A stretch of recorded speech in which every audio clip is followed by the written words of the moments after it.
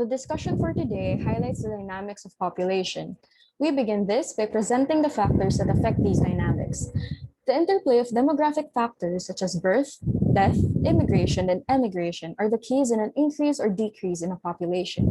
Birth and immigration both contribute to the increase, while death and emigration contribute to the decrease. In order to determine the population, we rationalize the following into a computation. Birth rate is the frequency of live births, often computed annually in a given area, and death or mortality rate is the opposite of it. On the other hand, the difference in the number of immigrants and emigrants in a particular area is computed through what we call the net migration rate. These demographic factors similarly have other factors that affect them. The ability of an individual to reproduce, or what we call fertility, is the main indicating factor of birth rates. Here, the higher the number of birthing females, the higher the chance of producing more offspring. Hence, the higher the population may be. However, this is not always the case since we have the opposing factor of mortality rate. The mortality rate, also known as the death rate, is the measure of the number of deaths in a certain area over a period of time. According to the Philippine Statistics Authority, heart diseases, neoplasms, and cerebrovascular diseases are the main causes of deaths in the country in the past years.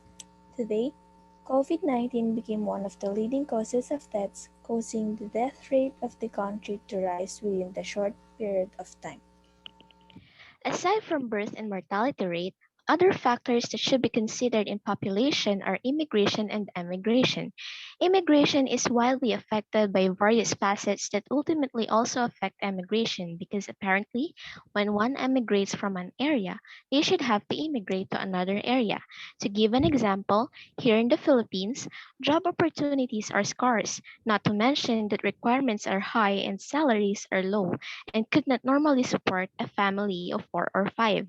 Poverty is highly prevalent in the country, so the natural instinct of the Filipinos would be to move somewhere that can present them with offers, somewhere that has a good quality of life and education, and somewhere that they could be secured. These economic and societal indicators, however, are not the only ones that influence immigration and emigration. We also have other circumstances to consider like climate, natural disasters, wars, and one that is timely, the pandemic.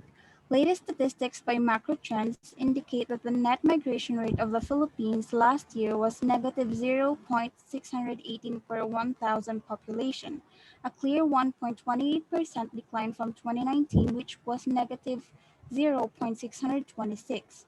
That is all for today about population dynamics. We're the Pats Angels. Thank you for listening to our discussion.